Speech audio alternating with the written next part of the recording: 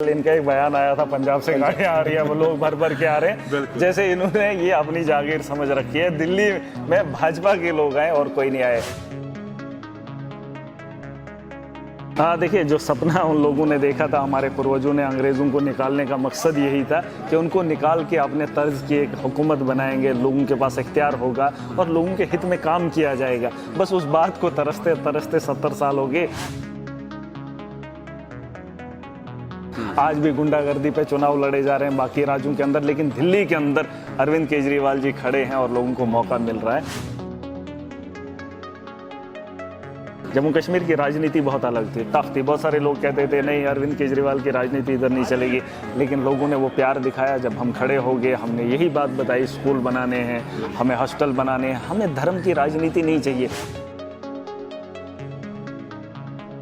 ਦਿੱਲੀ ਵਿਧਾਨ ਸਭਾ ਚੋਣਾਂ ਦੇ ਵਿੱਚ ਵੱਖ-ਵੱਖ ਥਾਵਾਂ ਤੋਂ ਚੋਣ ਪ੍ਰਚਾਰ ਲਈ ਆਮ ਆਦਮੀ ਪਾਰਟੀ ਦੇ ਲੀਡਰ ਪਹੁੰਚ ਰਹੇ ਆ। ਜੰਮੂ ਕਸ਼ਮੀਰ ਦੇ ਡੋਡਾ ਵਿਧਾਨ ਸਭਾ ਹਲਕੇ ਤੋਂ ਆਮ ਆਦਮੀ ਪਾਰਟੀ ਦੇ ਇਕਲੌਤੇ ਵਿਧਾਇਕ ਮਹਿਰਾਜ ਮਲਿਕ ਵੀ ਦਿੱਲੀ ਵਿੱਚ ਪਹੁੰਚੇ ਹੋਏ ਨੇ। ਸਭ ਤੋਂ ਪਹਿਲਾਂ ਸਵਾਗਤ ਕਰਦੇ ਹਾਂ, ਗੱਲਬਾਤ ਕਰਾਂਗੇ। ਬਾਈ जी कैसे हो? ठीक है।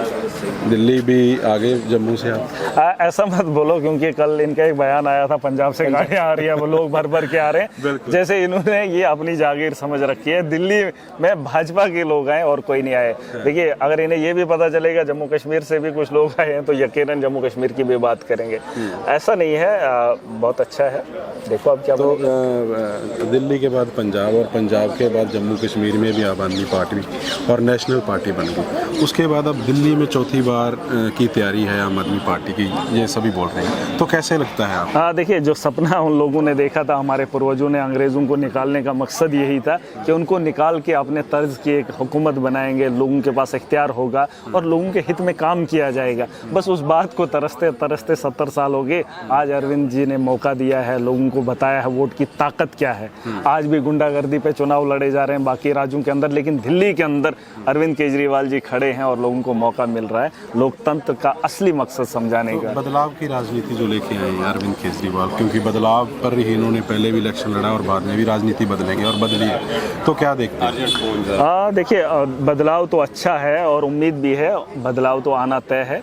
अभी दिल्ली, पंजाब, उसके बाद अगर आप देखेंगे गोवा, गुजरात और जम्मू कश्मीर भी उसका एक हिस्सा है। जम्मू कश्मीर की राजनीति बहुत अलग थी, टफ थी। बहुत सारे लोग कहते थे नहीं, अरविंद केजरीवाल की राजनीति इधर नहीं चलेगी, लेकिन लोगों ने वो प्यार दिखाया। जब हम खड़े हो गए, हमने यही बात बताई, स्कूल बनाने हैं, हमें हॉस्टल बनाने हैं, हमें धर्म की राजनीति नहीं चाहिए। और लोग वो समझ गए कि सच में एक पॉलिटिशियन हमें क्या दे सकता है। जिस वक्त धर्म के दंगे होते हैं ना, उस वक्त लीडर सामने नहीं होता है, ना लीडर का बेटा होता है। बस वहाँ पे भी आम लोगों के बच्चों के हाथों में डंडे दिए जाते हैं। बस वो लोग राजनीति करते हैं। फलानी जगह दंगा हो गया, कभी आपने लीडर को वहाँ नहीं देखा, लेकिन दंगा करवाता है। जब हमने लोगों को बताया स्कूल बनाएंगे, हम हॉस्टल बनाएंगे, आपकी ज़रूरियात पे काम करेंगे, करप्शन पे रोक लगाएंगे, तो लोगों ने बढ़ चढ़ कर महराज को वोट दिया। और वही राजनीति कहते थे यहाँ नहीं चलेगी। मैं तो कहता हूँ दिल्ली के लोग चौथी बार चला रहे हैं। आप देख लेना, इतिहास जड़ देंगे और दिल्ली के लोगों का इतिहास लिखा जाएगा। और अरविंद केजरीवाल जी जिन्हें ये गालियाँ दे रहे हैं, जिनको आज ये गालियाँ दे रहे हैं ना, अरविंद केजरीवाल ऐसा है वैसा है, याद रहे कि इन लोगों का नाम नहीं होगा, लेकिन दुनिया के अंदर इनकी तारीख लिखी जाएगी। आने वाले वक्त में जब हम भी नहीं होंगे, लेकिन इनकी राजनीति को पढ़ा जाएगा। और लोकतंत्र का असली मकसद अगर किसी ने सिखाया तो अरविंद केजरीवाल जी ने। और मुझे पूरा भरोसा है दिल्ली की जनता एक बार फिर चौथी बार इतिहास रचने। सेहत और शिक्षा पर जो काम किया गया है, आम आदमी पार्टी ने किया, पंजाब में किया, दिल्ली में किया, तो उसको कैसे देखते हो? यही तो चाहिए, और क्या नहीं। अगर हमारा नेता हमारी बेहतरी के लिए क्या काम कर सकता, शादी का तो ये कोई तामझाम नहीं कर सकता है। शादी का इंतज़ाम, रिश्ते तो नहीं बना सकते हैं, ये रिश्ते बनाएंगे या हमारे दिमाग में कंप्यूटर थोड़ी ना डाल सकते हैं। जो सिख सरकार में बैठा हुआ शख्स कर सकता है, उसको वो चीज़ें करनी है। उसमें क्या आता है? स्कूल ही तो आता है। वो मेरा माँ बाप नहीं बना सकता है, स्कूल की बिल्डिंग तामीर नहीं कर सकता है, मेरे लिए टीचर का इंतज़ाम नहीं कर सकता है, मेरे लिए हॉस्टल का इंतज़ाम नहीं कर सकता है, या खुद के लिए जो एक आम आदमी नहीं बना सकता है, वो सरकार से उम्मीद रहती है। ये लोग क्या करेंगे? ये तो माफिया बना रहे हैं, ये तो नशे को आम कर रहे हैं। चलिए, लूट खसूट हो रही है, करप्शन हो रही है, गुंडागर्दी हो रही है, ठेके पे ठेके लिए जा रहे हैं। मुझे तो शक है राजधानी दिल्ली से उठा के कहीं गुजरात न ले जाए। देश की राजधानी जो है, मैंने एक आदमी को बोला भी है कि राजधानी बदलने का इरादा भी मुझे लगता है कहीं सही है। सारा पैसा गुजरात, सारी इंडस्ट्री गुजरात, मोदी गुजरात, अमित शाह गुजरात, कहीं राजधानी पे उठा के गुजरात न रख दे दिल्ली को, दिल्ली के लोग क्या कहेंगे। तो मैं सब चीज़ें देख रहा हूँ, इनका जो तरीका है उसको रोकने के लिए इख्तियार जो है वोट है, और अगर वोट की चोट इन्हें लग गई तो ये इनकी अकड़ जो है ज़मीन पे आ जाएगी और इन्हें समझने का मौका मिलेगा। आम आदमी पार्टी ने आरोप लगाए हैं कि धक्केशाही हो रही है, बयानबाजी जो पंजाब के लिए हुई भी, पंजाब से लोग ऐसे आ रहे हैं गाड़ियां भर भर के, तो कैसे देखते हैं ऐसी बयानबाजी को? हाँ देखिए, ये गलत है इनका तरीका, ये तानाशाही पे आते हैं, ये खुद लंगड़े हैं। 240 का आंकड़ा इनके पास है।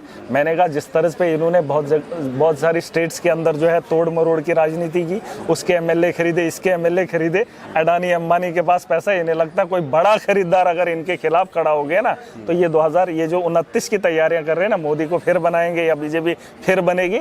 2025 का दिल्ली का चुनाव होगा और अगर पलटूराम पलटी मार गया, मोदी जी जमीन पे होंगे और देश का प्राइम मिनिस्टर कोई और होगा। ये इतना अहंकार नहीं रखना चाहिए, गुंडागर्दी मत करो। अभी आपके पास ताकत है तो ताकत का नाजायज इस्तेमाल मत कीजिए। हमारे अरविंद जी भी चीफ मिनिस्टर हैं, कभी उनके अंदर अहंकार देखा? कभी उनके अंदर वो चीज देखी? हमारे भी एमएलएज हैं, हमारे भी एमपीज हैं, हमारे भी राज्यसभा के मेंबर हैं, इनके कोई निराले ही हैं, करप्शन से लथपथ हैं, गुंडागर्दी हम करेंगे और इनको कोई पूछेगा नहीं, और खुलेआम शरेआम गालियां देंगे और इनको कोई पूछने वाला नहीं। ये साड़ियां दे रहे हैं लोगों को, कंबल दे रहे हैं और इलेक्शन कमीशन कुछ पूछताछ नहीं। हम कोई उफ करेंगे तो हमारे पीछे ईडी, सीबीआई। ये यहाँ दिल्ली की बात नहीं, मेरे खिलाफ जम्मू कश्मीर के अंदर अभी तक क्या क्या हरबे नहीं इन्होंने किए। अरे तुम्हारे नेता शरेआम बोलेंगे और तुम उनके खिलाफ कार्रवाई, कानून उनके खिलाफ नहीं। याद रखिए, अहंकार अच्छा नहीं है और आप दिल्ली के चुनाव में खलल पैदा करना चाहते हैं। आपने इससे पहले भी, मोदी खुद घर घर गया था, अमित शाह घर घर गया था, उसका असर नहीं पड़ा। गुंडागर्दी से क्या फर्क पड़ेगा? अरे हमने बच्चों को तालीम बेहतर देनी है, उसका सपना हमने लिया है और ये हमारा मुल्क है, हमारे कंधों पे जिम्मेदारी है और हमारी ये मजबूरी है। चाहे आप लड़ोगे, गोलियां चलाओगे, फिर भी इस मुल्क की रहबरी हमने करनी है। इस मुल्क को बेहतर बनाने के लिए हम खड़े होंगे।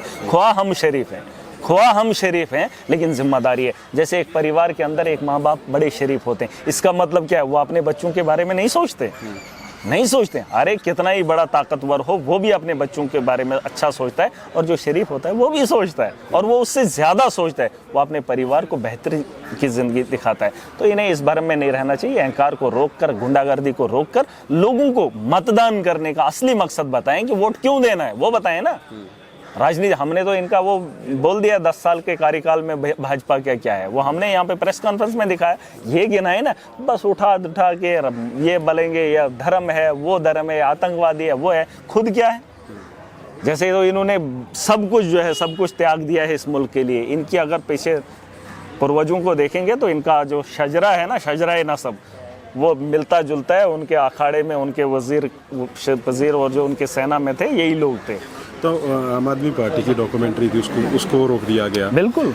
दिलजीत की पंजाबी फिल्म 95 के एक इतिहास को दोहराती हुई पंजाब 95, उसको रोक दिया गया।